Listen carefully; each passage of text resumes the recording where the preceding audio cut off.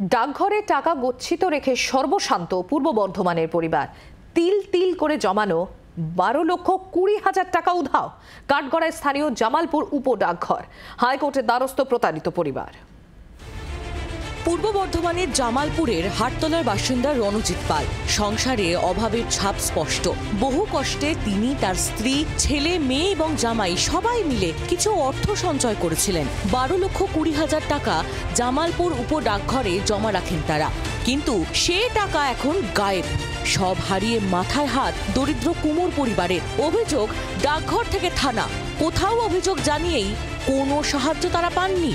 তখন মাস্টার 2-4 দিন বলেছিল, আমি দেখছি করে 2-4 দিন পর যখন গেছি তখন আমাকে একটু চেঁচামেচি করতে, আমাকে বই দিয়ে বললে যে এরম দ্বারা যা পারো তোমরা করে নাও যাও, এটা পয়সা নেই। আমি স্যার আপনাকে পয়সা দিয়ে গেছি এবং বই দিয়েছেন, সিল করা রয়েছে, টাকার অঙ্ক তোলা রয়েছে, বললে কম্পিউটারে প্রিন্টিং করেনি কেনা। যদি টাকা ফেরত না পান তাহলে আমি একবারে মরে যাবো, দরে পেরাতে মরে যাবো করে। সঞ্চয়ের টাকা ফিরে পেতে কলকাতা হাইকোর্টের দ্বারস্থ হয়েছে পূর্ব বর্ধমানের জামালপুরের পাল পরিবার।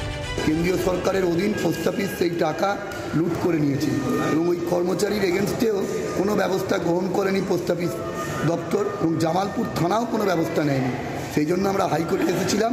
হাইকোর্টের মাননীয় বিচারপতি তীর্থঙ্কর ঘোষ 7 তারিখ ডেট দিয়েছেন এবং সিডি কল ফর করেছেন। কি ইনভেস্টিগেশন হয়েছে উনি দেখবেন। আশা করছি আমরা ন্যায় বিচার পাবো, কারণ হচ্ছে পোস্ট অফিস একটা বিশ্বস্ত জায়গা, ওইখান থেকে টাকা মারা গেছে, সরকারি জায়গা, আমরা অন্য জায়গায় তো রাখিনি, কারণ হচ্ছে পোস্ট অফিস একটা সরকারি জায়গা। আর হাইকোর্ট সুবিচারই করবে, হাইকোর্টের উপর আমাদের আস্থা আছে। শুধু পাল পরিবার নয়, অভিযোগ জামালপুরে এমন বহু পরিবারই আছে যাদের টাকা ডাকঘর থেকে উধাও হয়ে গেছে। আমরা শুনেছি আমাদের পাড়ারও আছে 2-1 এবং জামালপুর ব্লকে যদি ওভারঅল ধরা হয় 1.5 কোটি থেকে 2 কোটি টাকার এই ধরনের একটা গড়মিল হয়েছে। প্রত্যেকেই বিভিন্ন জায়গায় কমপ্লেন করেছে, কিন্তু যে কোনো কারণেই হোক, এবং আমিও জানি যে পোস্ট অফিসের ওপর থেকে এটা একটা তদন্ত হয়েছিল, কিন্তু কি রেজাল্ট হয়েছে বলতে পারবো না। কেন্দ্রীয় সরকারের অধীনস্থ ডাকঘরেও সুরক্ষিত নয় সাধারণের টাকা। জামালপুরের ঘটনায় উঠছে প্রশ্ন। ক্যামেরায় পার্থ বন্দ্যোপাধ্যায়ের সঙ্গে অরূপ লাহার রিপোর্ট, জি 24 ঘন্টা।